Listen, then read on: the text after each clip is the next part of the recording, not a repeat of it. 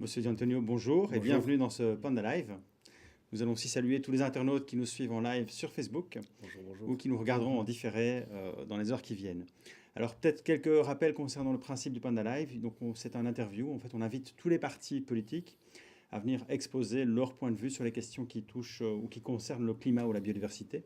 Donc c'est un interview où on ne va pas entrer dans le débat contradictoire parce qu'on a un format de 20 minutes dans lequel on essaie de rester.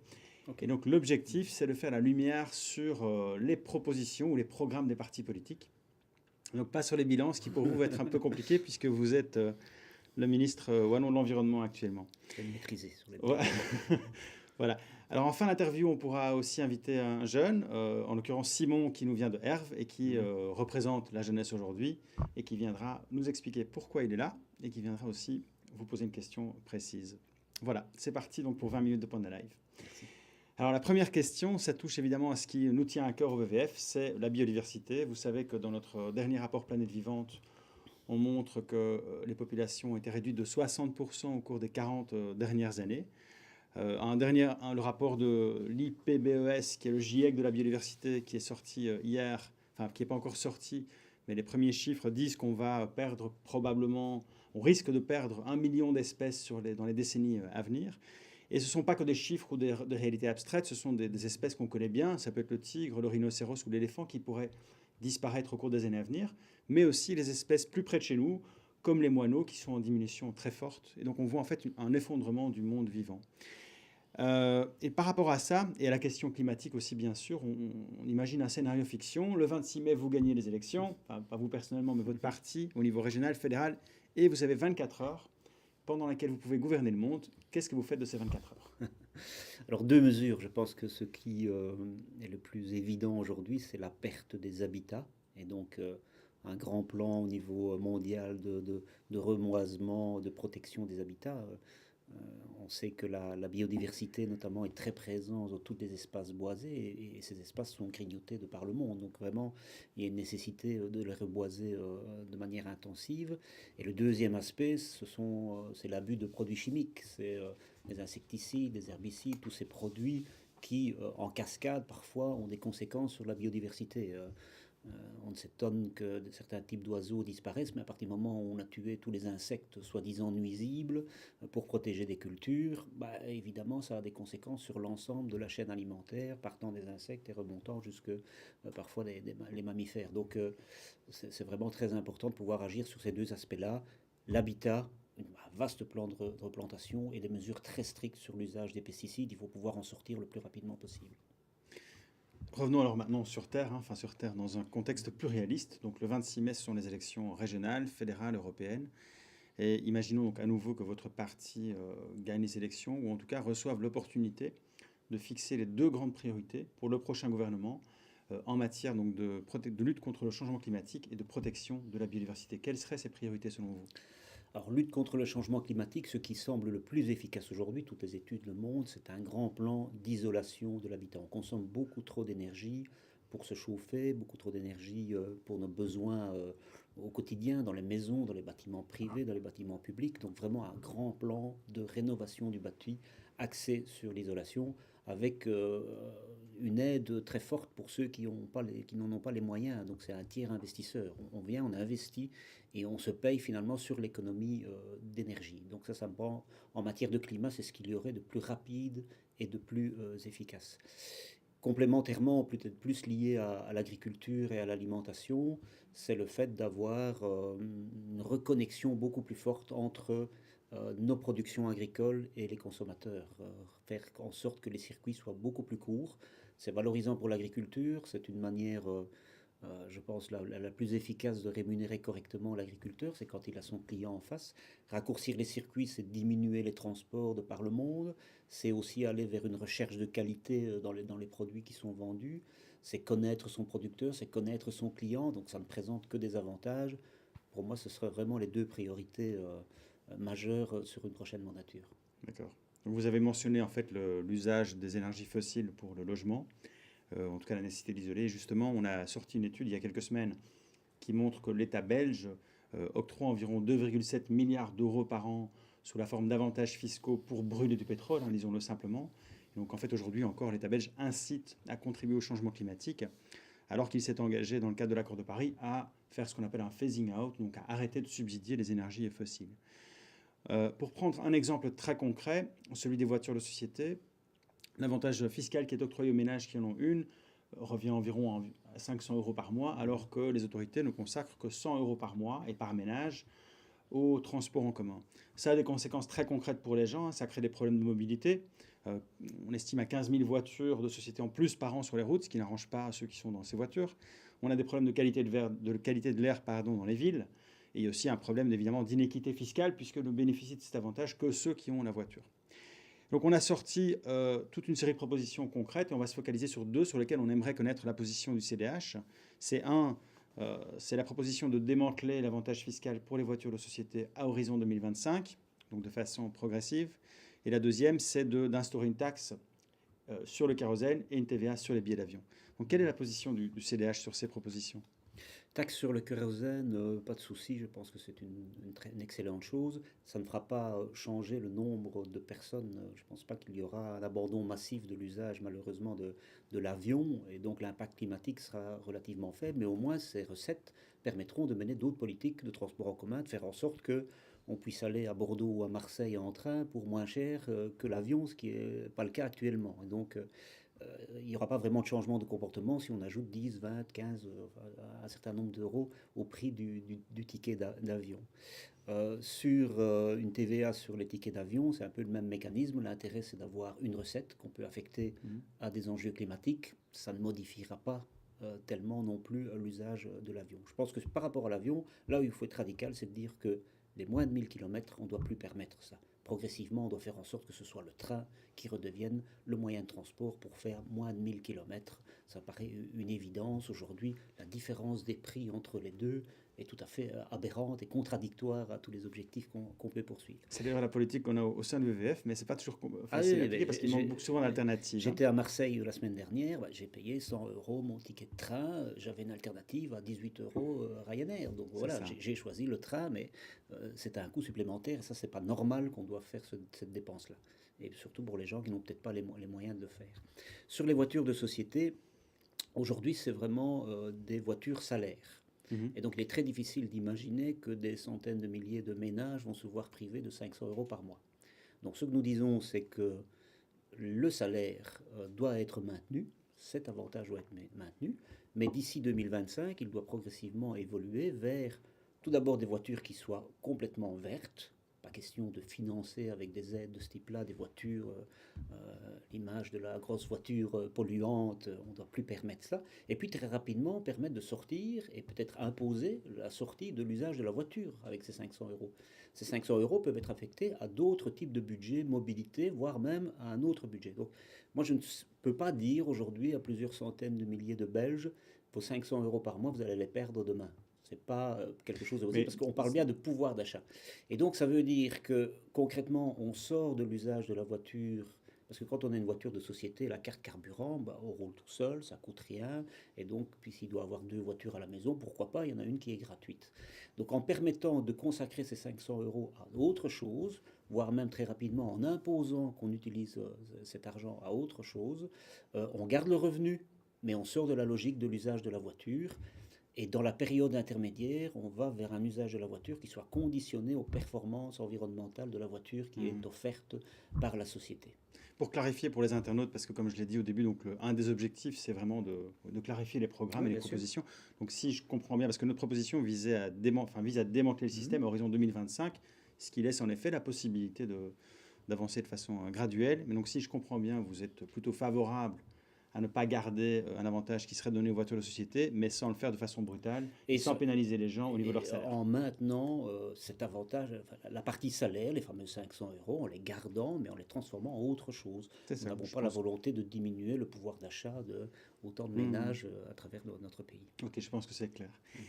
Autre sujet qui touche au quotidien des gens, parce que souvent on le voit, le climat et la biodiversité, ce ne sont pas que des sujets pour des organisations comme nous, ça touche aussi au quotidien des gens. Et donc l'alimentation et l'agriculture, je pense que c'est un sujet que vous connaissez bien. Vous connaissez le système agricole dans lequel on est. On a un rapport aussi qui a été publié en France. Mais bon, le système français et belge sont relativement similaires, où on montre que les populations d'oiseaux dans les milieux agricoles ont chuté de 1 tiers en 15 ans, avec une accélération au cours des 2 dernières années.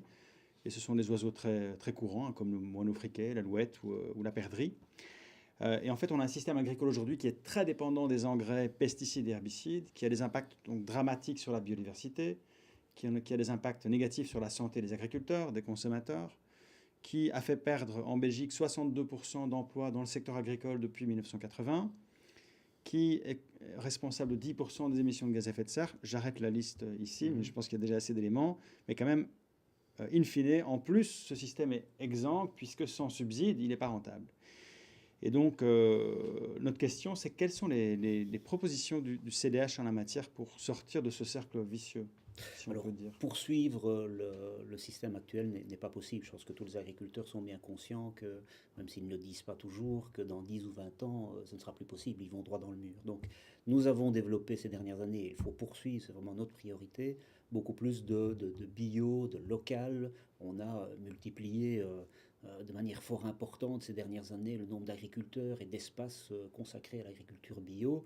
Ce qu'il faut pouvoir faire aussi, c'est faire en sorte que nos concitoyens aient accès à ces produits bio. Donc la reconnexion producteurs, consommateurs, circuit court, circuit local, circuit bio, permet de regagner des espaces qui sont moins impactés évidemment par les produits phyto, puisqu'on n'en utilise pas en bio.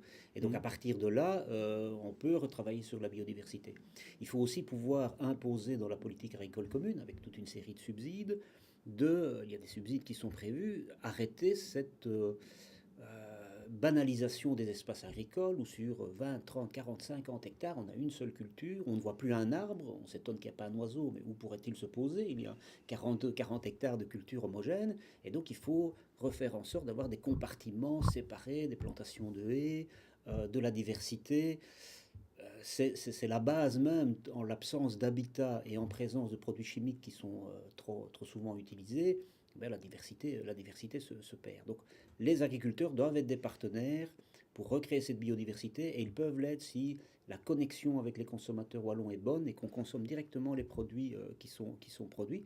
Ça évite aussi de faire venir des denrées alimentaires d'un peu partout dans le monde, avec des exploitations de terres dans d'autres pays, dans des conditions qu'on ne maîtrise pas tout à fait, avec des problèmes de déforestation dans ces pays. Donc chaque fois qu'on relocalise la production, on fait en sorte de travailler pour le bien de la planète en général, et pas uniquement pour Oui. notre petit espace wallon. Donc justement, hein, c'est le sujet de la question suivante qui touche à la déforestation. Vous parlez du fait qu'on a un impact parfois à l'extérieur de nos frontières, et c'est tout à fait ce que montre notre étude, puisque notre étude visait à chiffrer ou à quantifier l'impact de la Belgique sur les forêts dans le monde. Et la conclusion, c'est qu'on monopolise 10 millions d'hectares dans le monde, c'est-à-dire un peu plus de 3 fois la superficie de la Belgique. Et si on regarde un peu plus en détail, on remarque que pour certains produits, comme le soja, le cacao ou l'huile de palme, ça se fait dans des pays où il y a une déforestation illégale très forte, notamment le Brésil, la Côte d'Ivoire ou l'Indonésie, et que donc on contribue directement à la destruction de forêts qu'on appelle primaires, hein, totalement naturelles, tropicales souvent, ce qui implique la disparition de certaines espèces, ce qui implique qu'on augmente les émissions de gaz à effet de serre, etc. Et donc je vois que dans votre programme, vous proposez de planter 100 000 arbres en Wallonie, je pense. Mais donc ma question ne va pas porter sur la Wallonie, mais plutôt sur quelles sont les propositions de votre parti pour faire en sorte finalement qu'on ne crée plus de déforestation à l'extérieur de nos frontières, mais aussi pour que le consommateur puisse acheter une barre de chocolat sans craindre qu'il ne crée la déforestation derrière. Donc, je pense qu'aujourd'hui, les citoyens sont de plus en plus sensibilisés à ça. On voit une évolution assez rapide des mentalités. Le problème, c'est de trouver la bonne information. Et je pense que si on doit vraiment porter une réforme et être à la pointe en Belgique, c'est d'imposer au niveau européen que l'étiquetage, que les informations soient transparentes, lisibles, accessibles directement, facilement par tous les publics possibles. Je pense qu'aujourd'hui, quand on veut refuser certains types d'aliments, c'est difficile. C'est difficile parce qu'on n'a pas l'info. Alors, sur l'aliment primaire, sur un œuf, sur un poulet, oui, on peut encore trouver l'origine, etc. Mais dès qu'on est sur des aliments transformés, On ne vous dira plus si c'est un œuf de catégorie bio, si c'est un œuf d'une poule élevée en cage. Donc vous perdez l'information et l'industrie agroalimentaire fait en sorte que vous la perdiez vraiment. Donc je pense que la Justement, première c'est un priorité, point qui est informer le consommateur, c'est important. c'est Il y a aussi un fondamental travail à faire parce que peut-être au niveau des sinon, producteurs, ou vous avez une opinion là-dessus? oui, donc je suis d'avis qu'il faut de toute façon beaucoup plus être en lien direct producteur-consommateur. On a des chaînes agroalimentaires qui sont beaucoup trop complexes, beaucoup trop éloignées des consommateurs, qui créent des circuits tout à fait improbables où des choses traversent l'Europe entière avant d'être agencées dans une lasagne ou dans une pizza. Donc Mhm. ça n'a pas de sens tout ça. Donc je pense qu'on va devoir en sortir. Mais pour la population de plus en plus importante qui est sensibilisée à tout ça, pour tous ces jeunes qui manifestent, qui donnent leur opinion par rapport à leur intérêt pour l'avenir, pour le climat, pour l'environnement, c'est pas toujours facile de savoir ce qui est bon et ce qui n'est pas bon. Et là, on a une vraie responsabilité parce qu'on le sait. C'est pas difficile d'identifier derrière un produit quelles sont les origines et donc il faut pouvoir le montrer. Et on a toujours été trop faible vis-à-vis des lobbies agro-industriels. On n'est pas parvenu au niveau européen et même au niveau mondial à leur imposer d'avoir une lecture très claire. On devrait pouvoir, avec son téléphone, avec son smartphone, directement scanner et avoir toutes les Mhm. informations. Quelle origine, quel impact sur la planète, quel impact sur les terres, dans quel pays. Ben, ce sont des choses qui sont disponibles. La traçabilité aujourd'hui, elle est totale. Et donc on sait, pour des raisons de sécurité sanitaire, on sait savoir d'où viennent les différents composants. Et donc derrière, toutes les autres informations sont disponibles. Tout simplement, on n'a pas envie de nous les donner. Donc là, on doit être intransigeant. Ça ne peut pas se mener uniquement au niveau wallon ou belge. Il faut porter ce message, notamment au niveau européen. Donc justement, ça nous mène un peu à la question suivante. Vous le savez, les questions climatiques et de la biodiversité ne sont pas nouvelles, hein. Ça fait des années qu'on sort des chiffres qui sont de plus en plus inquiétants année après année. On voit qu'il y a un engagement qui monte au niveau politique, mais les actions concrètes manquent encore de porter leurs fruits. Et donc j'ai envie de vous poser la question suivante, c'est qu'est-ce que vous espérez qu'on dira de vous dans 30 ans, ou du CDH, concernant votre ou la contribution du parti à la question du climat et de la biodiversité?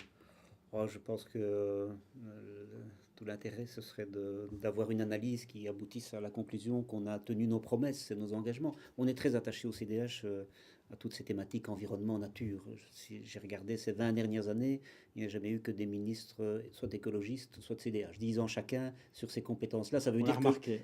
ça veut dire que lorsqu'on fait la répartition des compétences, c'est toujours quelque chose qu'on Mhm. essaie d'avoir parce que on veut être très volontariste en matière d'environnement. Donc voilà, s'il doit avoir un bilan rétrospectivement, quelqu'un qui regarde notre action et qui dit voilà, ils ont tenu leur engagement, tenu leurs promesses, ils ont fait avancer les dossiers. Et je pense que sur toute une série de choses, il y a quand même des éléments importants qui bougent, même si une vision globale au niveau du monde est assez contrastée, comme on le voit, est très inquiétant. Donc on doit vraiment passer à la vitesse supérieure. Alors justement, on parle de futur, donc l'avenir, ben, il est là, puisque, en tout cas, il est là. Il est représenté par Simon, qui nous vient de Herve, Bonjour Simon. qui est en 5e année secondaire, si Oui, je ne me trompe c'est pas. ça. Et qui va, Simon, d'abord bonjour et bienvenue, hein. Et je vais te Bonjour. demander de nous expliquer d'abord pourquoi tu es là, qu'est-ce qui te motive à être présent, et ensuite à poser ta question à Monsieur Di Antonio. Je suis là ici parce que je trouve que le climat c'est vraiment important. On sera une des premières générations à vivre le changement climatique en tant que tel. Et pourtant, on n'a pas encore le droit de voter ni d'avoir vraiment un mot à dire en politique.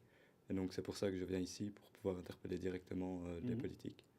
Alors, ma question aujourd'hui, c'est on sait, vous l'avez déjà rappelé, que la mobilité et le climat, ce n'est pas vraiment très complémentaire, on va dire. Beaucoup de personnes prennent leur voiture ou en mode de transport mauvais pour l'environnement, pour des Mhm. trajets quotidiens. Alors, quelles mesures prendriez-vous pour favoriser les transports en commun ou l'utilisation de transports plus verts, surtout en zone rurale où la demande est quand même assez faible? S'il y avait une mesure qui est la plus rapide à prendre, c'est travailler non pas sur la mobilité, mais sur l'immobilité. Je pense qu'on fait trop de kilomètres pour remplir des missions qu'on pourrait remplir beaucoup plus proche de chez soi. Donc il faut vraiment développer le télétravail. On a aujourd'hui toutes les capacités techniques de le faire. Et une étude récente a montré que 50% des tâches qui sont assumées dans le cadre de son travail, alors il y a des exceptions, il y a certains types de métiers où c'est pas imaginable, mais dans 50% des tâches de la plupart des employés pourraient être faites en dehors du lieu de travail. Donc C'est pas toujours à la maison, ce sont des espaces partagés proches de la maison pour limiter les déplacements. Donc faire en sorte de travailler sur cette immobilité, faire en sorte qu'on ait moins de gens en même temps sur les routes ou dans les bus ou dans les trains. Parce que les bus en zone rurale, quand il y a un bus qui circule avec 5 ou 10 personnes, ça impacte plus le climat que 5 ou 10 voitures. Un bus, c'est la consommation en diesel de l'équivalent de 11 voitures. Donc il faut déjà qu'il soit solidement rempli pour pouvoir être efficace. Donc travailler sur l'immobilité, c'est aussi parfois, en termes d'aménagement du territoire, repenser les choses pour que les lieux de travail et les lieux de vie soient plus proches. Donner un incitant à celui qui a un travail à Namur et qui habite à Dour, plutôt d'aller habiter à Namur ou d'y rester la semaine. Donc avoir toute une série d'incitants pour faire en sorte qu'on ait moins besoin de ces transports, quels qu'ils soient. Ceci dit, sur l'impact des transports, je suis assez optimiste. L'évolution de ce que nous proposent les marques, les fabricants de voitures, va vers une électrification générale. Donc on n'aura plus, dans 10 ans, on ne verra plus de voitures diesel ou essence, ou ce sera une espèce en voie de disparition. Et pour que ce soit cohérent avec l'impact climatique, il faut évidemment que l'électricité qui sert pour les voitures soit de l'électricité renouvelable. Donc il y a urgence à continuer à développer le photovoltaïque et l'éolien, qui sont les deux principaux facteurs de production renouvelable dans notre région. Simon, merci beaucoup d'être venu poser des questions. Monsieur Di Antonio, merci d'avoir participé à ce live. Merci. On remercie aussi les internautes de nous avoir suivis ou ceux qui vont nous suivre en différé, puisque cette vidéo sera disponible sur notre page Facebook, mais aussi sur notre page web www.wwf.be. Merci encore et bonne journée à tous.